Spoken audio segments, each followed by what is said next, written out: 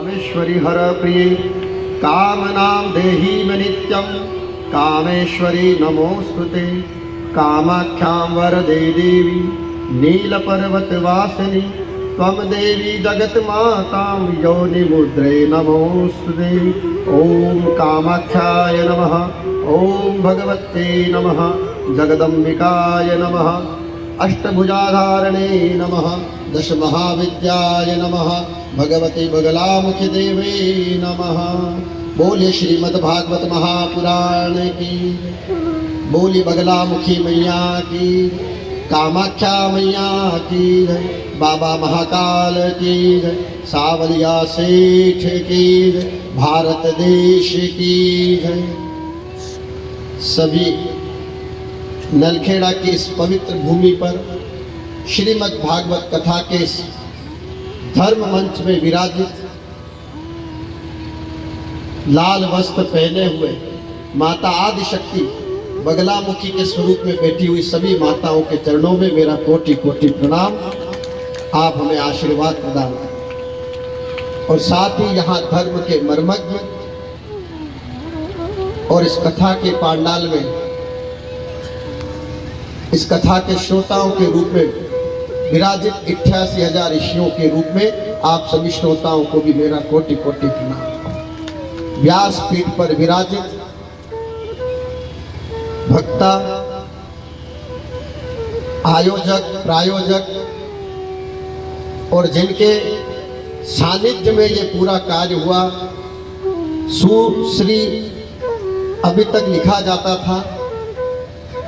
मेरे यहाँ आने का कारण कोई आयोजन नहीं है। मैं तो 7 अक्टूबर 2021 को एक संकल्प लेकर के बैठा था कि मैं 5 वर्ष तक एक ही आसन पर बैठ करके 24 घंटे यज्ञ करूंगा, उसके बाद उठूंगा। लेकिन ये माता बगलामुखी का आशीर्वाद है कि अभी मेरे यज्ञ को केवल 2 वर्ष हुआ और 2 वर्ष तक मैंने दुनिया नहीं देखी। मैं वो स्थान आसन मैंने 2 वर्ष तक नहीं छोड़ा। 24 घंटे उस आसन पर बैठ करके निरंतर निरंतर निरंतर 24 ही घंटे यज्ञ चल रहा है। मैं यहाँ आया फिर भी वहाँ यज्ञ चालू है। और 2 वर्ष के बाद आज मैंने उस स्थान को छोड़ करके दुनिया का नज़ारा देखा है, सड़कें देखी और लोगों की भीड़ देखी है कि वातावरण क्या है। लोग तो वहाँ भी आते हैं, लेकिन मैंने 2 वर्ष के बाद, और उसके पीछे मूल एक ही कारण है कि पहला माता बगलामुखी के दर्शन की जो मेरे मन में इच्छा थी वो, और दूसरा कारण कि वर्षा जी का एक संकल्प था कि मुझे 23 वर्ष हो गए कथा करते करते, अब मैं संन्यास लेना चाहती हूँ।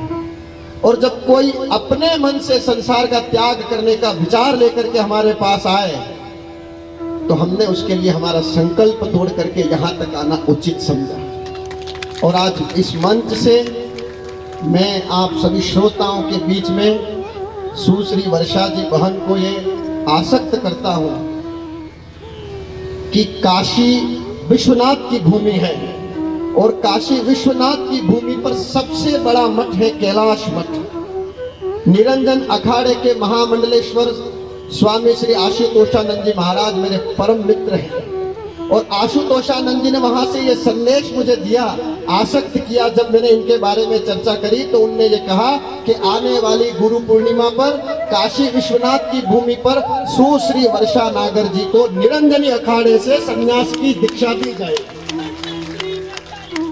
इस बात का केवल संदेश लेकर के मैं यहाँ तक आया। मेरा आना बस इस संकल्प के पीछे। उनने शायद वीडियो भी बना करके यहाँ भेजा है उनका और मुहूर्त भी दे दिया कि आने वाली गुरु पूर्णिमा के दिन काशी विश्वनाथ की भूमि पर निरंजन अखाड़े से स्वयं आशुतोषानंद जी जो महामंडलेश्वर निरंजन अखाड़े के और सभी संतों के सानिध्य में हमारे गुरु महाराज बाबा कालिदास कृष्णानंद परमहंस उनकी सानिध्यता में संत समाज वर्षा जी नागर को संन्यास की दीक्षा देगा।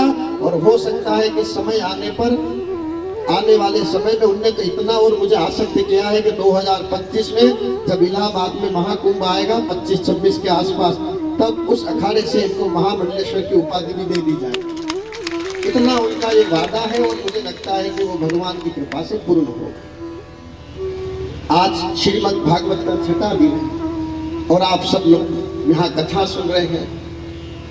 एक बात मैं इतनी जरूर कहूंगा कि माताओं की संख्या तो इस पांडाल में इतनी है कि मुझे लगता है कि 2 दिन और कथा हो तो पीछे और पांडाल बढ़ाना पड़ेगा। लेकिन पुरुषों की संख्या इतनी कम है कि अगर 10 दिन भी कथा की जाए तो उस पांडाल के आखिरी सीमा तक पहुंचने में समय नहीं है। बस इतनी ही बात में सारी कथा निहित हो गई है कि जो लोग ये कहते हैं कि स्त्री अपवित्र है, जो लोग ये कहते हैं कि स्त्री का मंदिर में जाना वर्जित है, या जिन लोगों के मुंह से ये शब्द निकले हैं कि स्त्री बाद में है और पुरुष पहले है, मैं उन मूर्खों को यह कह देना चाहता हूं कि धर्म स्त्रियों के कारण जीवित है, पुरुषों के कारण नहीं। सृष्टि की उत्पत्ति स्त्री से हुई है और स्त्री 2 प्रकार की होती है। एक घर में जो गृह लक्ष्मी उसको भी स्त्री कहते हैं, और एक दूसरा कपड़े पे जो फेरते हैं उसको भी स्त्री कहते हैं। और दोनों की विशेषता है कि जब वो स्त्री गर्म हो जाए तो कपड़ा जला देती है, और ये स्त्री जब गर्म हो जाए तो घर जला देती है। तो इसलिए पुरुष पहले भी आभारी था, आज भी केवल आभारी है, और नारी पहले भी भारी थी, आज भी भारी है। ये जो धर्म ध्वज, आप कहीं भी चले जाइए, आज हमारे भारत के जितने भी मंदिर हैं, व्रत, उपवास, त्योहार, पूजाएं, प्रार्थनाएं, कथाएं, जो कुछ भी है सनातन धर्म के अंदर, मैं ये दावे के साथ कह सकता हूँ केवल वो स्त्रियों के कारण बचा हुआ है, स्त्रियों के कारण ही सुरक्षित है। अगर स्त्रियां धर्म के ध्वज को नीचे डाल दे, ये माताएं बहनें अगर धर्म ध्वज को फेंक दे, तो सनातन का झंडा उठाने वाला कोई नहीं।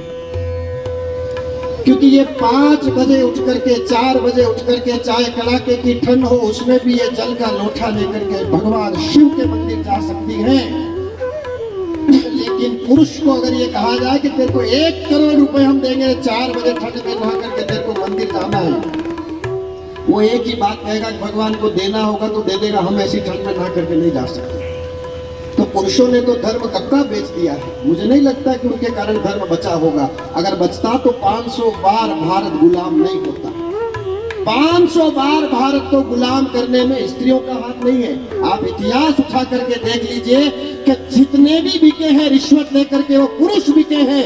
स्त्रियां न तो बिकी है, न डिगी है, न हटी है, और न उन्होंने अपने अस्तित्व को खोया है।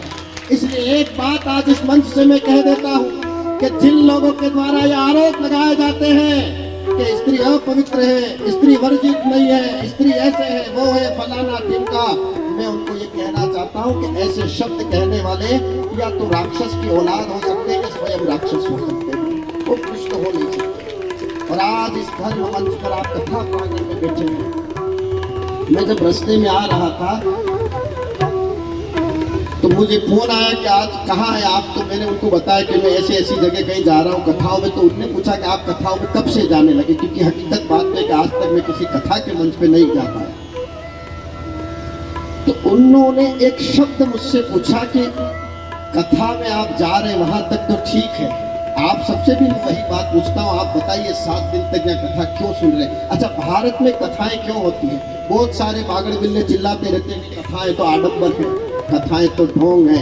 मैं उन मूर्खों से एक ही सवाल इस मंच से पूछता हूँ, और जो श्रोता यहाँ बैठे उनको एक ही जवाब देता हूँ, बताइए कथा क्यों जरूरत है? ठीक है, भगवान मिलेगा कि नहीं मिलेगा वो अलग विषय है, आप स्वर्ग में जाएंगे कि नहीं जाएंगे ये अलग विषय है, आपको धन मिलेगा कि नहीं मिलेगा ये भी अलग विषय है, और आपको भगवान मिलेगा कि नहीं मिलेगा ये बहुत अलग विषय। पर पहला विषय, पहली बात, गहरा से गहरा सवाल ये है कि कथाएं होती क्यों, किस कारण से कथाएं सुनना पड़ती है, किस कारण से भारत की भूमि पर कथाओं का आयोजन हुआ, और किस कारण से ऋषि महात्माओं ने कथा की परंपरा को चालू किया, किस कारण से, ऐसा क्या कारण है कि हम 7 दिन का समय बिगाड़ के कथा पांडाल में आते हैं?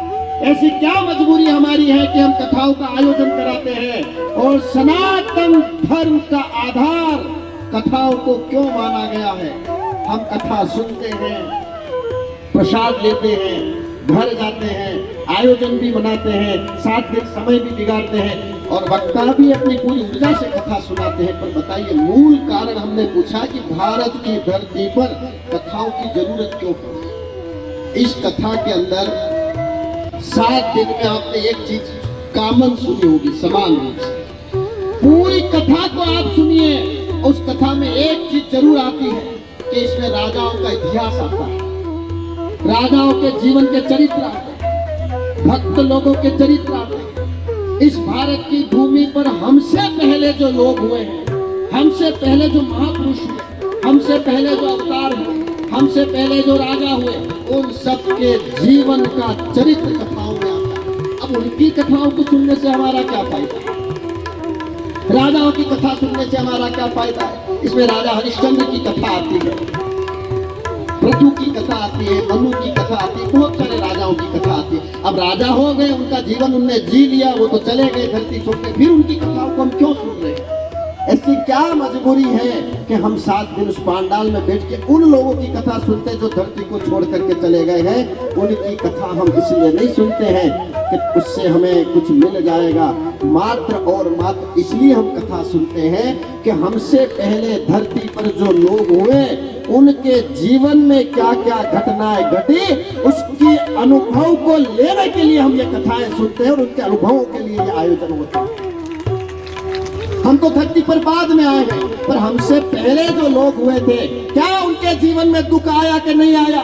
क्या उनके जीवन में सुख आया कि नहीं आया? क्या उनको परिस्थितियों का सामना करना पड़ा कि नहीं करना पड़ा? उनके परिवार कैसे थे? उनने संसार में अपना जीवन कैसे जिया? उन्होंने परिस्थितियों से कैसे संघर्ष करके अपना अस्तित्व जिंदा रखा? उनके जीवन का चरित्र सुनने से उनके अनुभव का ज्ञान आता है। हमसे पहले जो लोग धरती पर रहे हैं, उन्होंने जो जीवन जिया है वो हमें मालूम नहीं है, इसलिए उनके जीवन के अंदर जो अनुभव है, उन अनुभवों को इतिहास का मतलब होता है व्यथा। हमसे पहले जो लोग हुए, उनके जीवन की पूरी व्यथा की ये कथा है, जिनको सुनने से हमें वर्तमान के इस समय का अस्तित्व और वर्तमान में जीने का और संघर्ष करने का जो ज्ञान आता है, वो केवल और केवल कथा से हो सकता है। जिस तरह से धर्म का मतलब क्या होता है, धर्म का अर्थ क्या होता है, आज भी लोग नहीं जान पाए। आज भी धर्म के नाम पर लोग लड़ते हैं अपनी श्रेष्ठता को साबित करने के लिए, लेकिन शायद वो ये जानते नहीं है कि धर्म क्या है। और उस धर्म को जानने के लिए कथा सुनना जरूरी है, इतिहास को पढ़ना जरूरी है, महापुरुषों के जीवन को सुनना जरूरी है।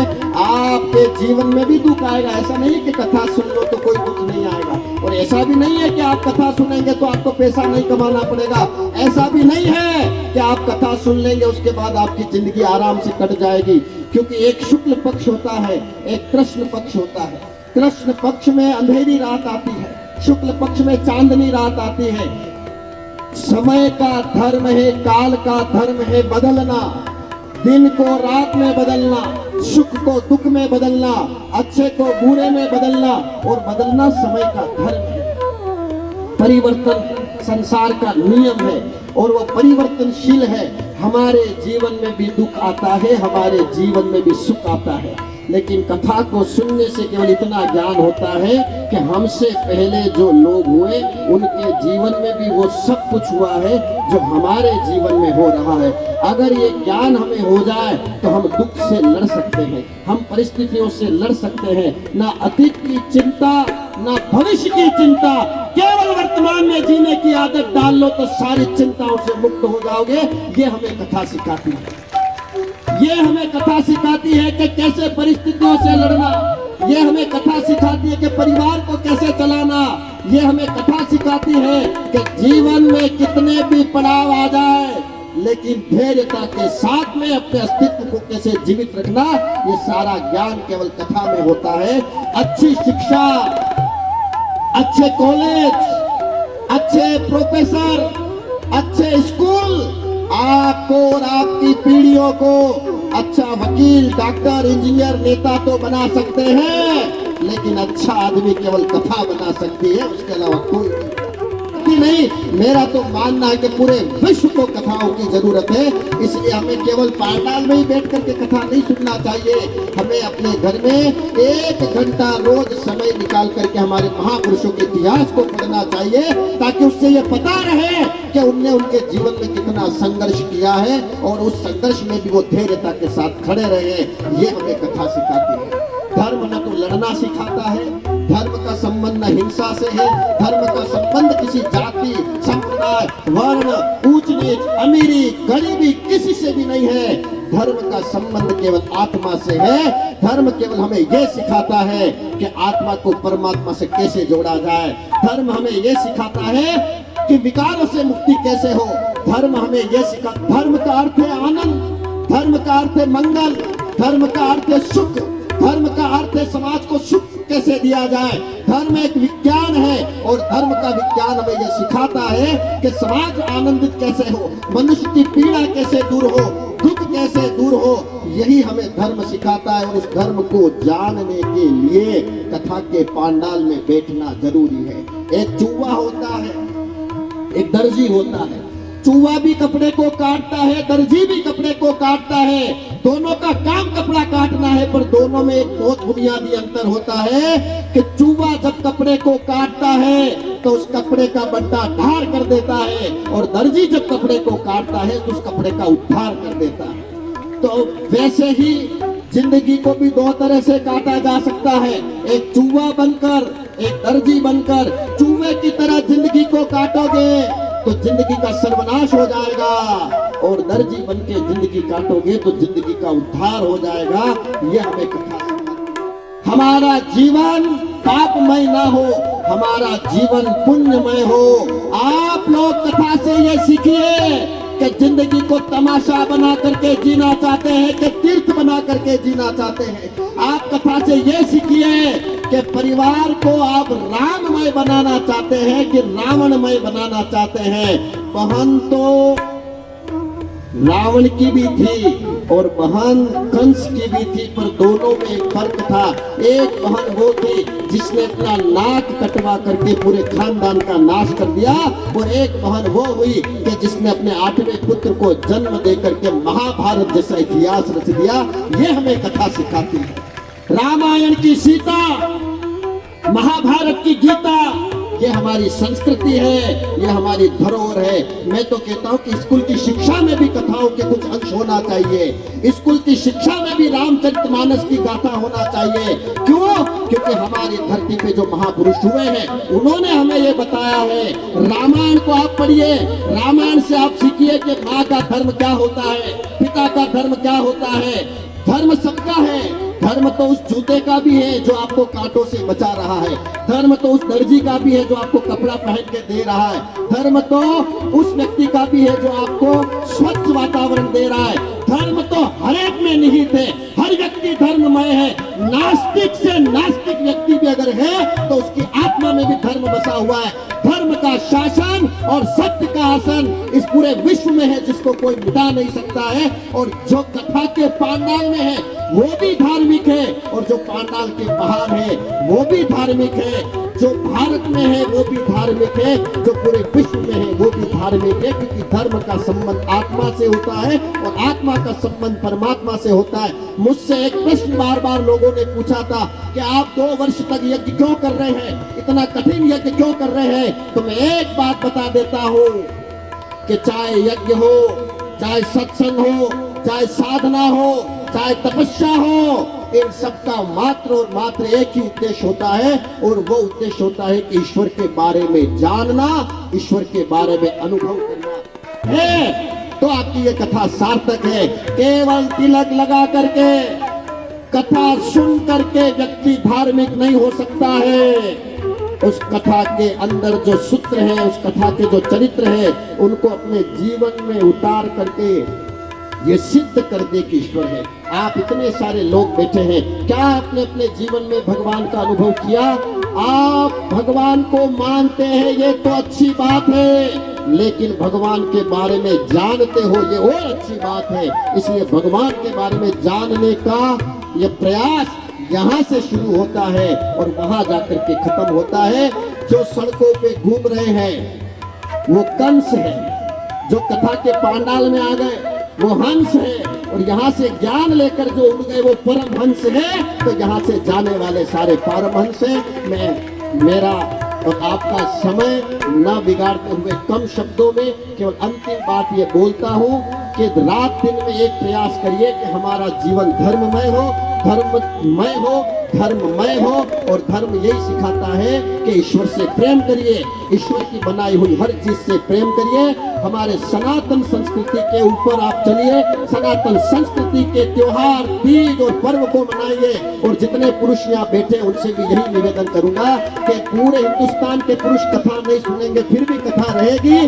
फर्क इतना रहेगा कि ये तो परमहंस होंगे और उधर कंस होंगे, बस इतना फर्क आ सकता है, इससे ज्यादा फर्क नहीं आ सकता है। और शायद मनोज जी चावला विधायक हमारे यहाँ बैठे हैं, और आपके पास मंत्रिमंडल है, हमारे पास कमंडल है और बाकी सब महामंडल है। आपको भी हम धन्यवाद देते कि आप यहाँ तक आए हैं।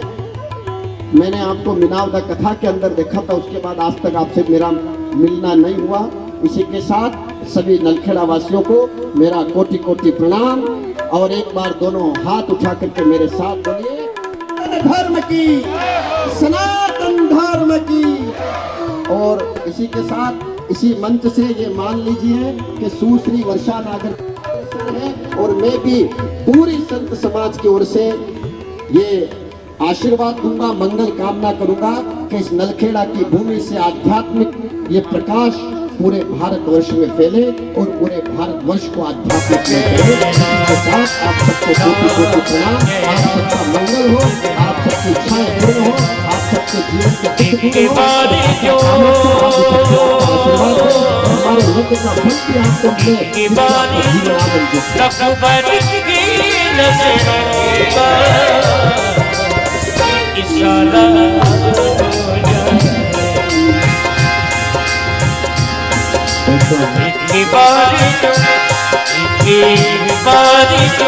रघुबर की नजरों का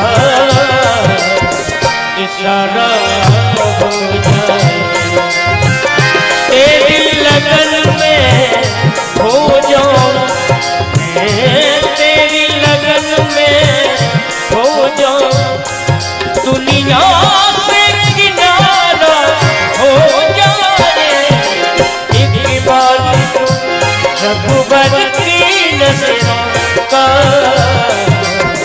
इशारा हो जाए। श्री राम जय राम, जय राम जय।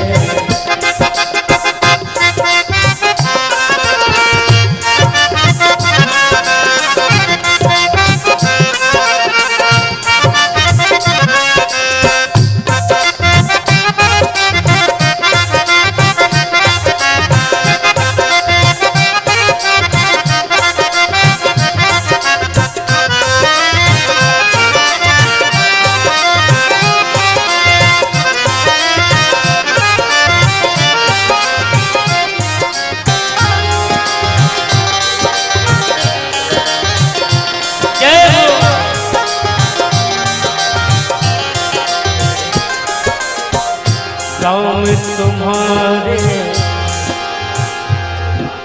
श्री राम तुम्हारे चरणों में आशीष सभी को मिलती है।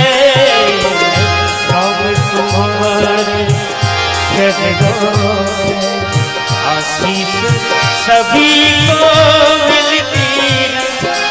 कर फूल तुम्हारे